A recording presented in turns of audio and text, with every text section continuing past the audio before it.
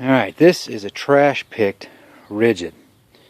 And when I first plugged it in and the switch did nothing, I was sure it was the switch, either a bad switch or the wires had come loose. But it wasn't until I got the cover off that I noticed.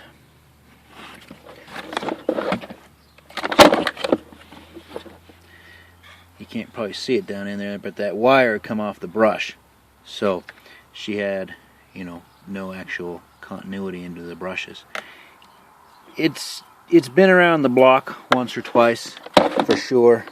Had recently done some drywall work before she'd taken a dumper on them, and I found the impeller blade completely packed with feathers.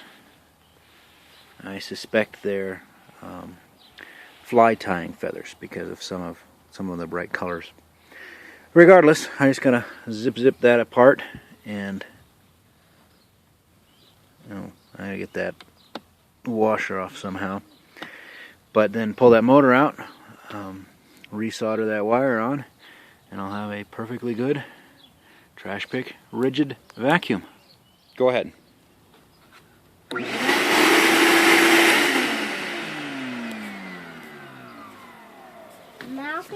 So it's a Ridgid 6 horsepower, so that's like what?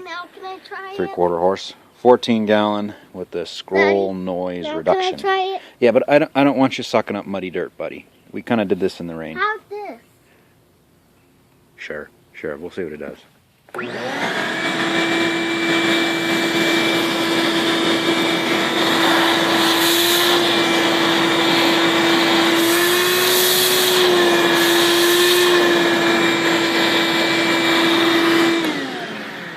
It's getting a lot of water in it, so we're going to call that good.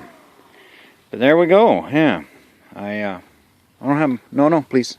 I don't have my soldering iron with me, so all I did was crimp on just a 1/4-inch spade connector, which I did have with me. It should have been a 3/16 spade connector, but whatever. I just pinched the edges down with a pair of pliers, and she held fine. Probably will come loose eventually, but when it does, I can just solder on the proper one and be done. So I don't know what these things cost, but I do know that once again, you know, just take the stupid things apart. You might be surprised what you can fix when you try. Daddy, there's a beetle on your pants. A beetle on my pants? Well, I'll be darned, look at that.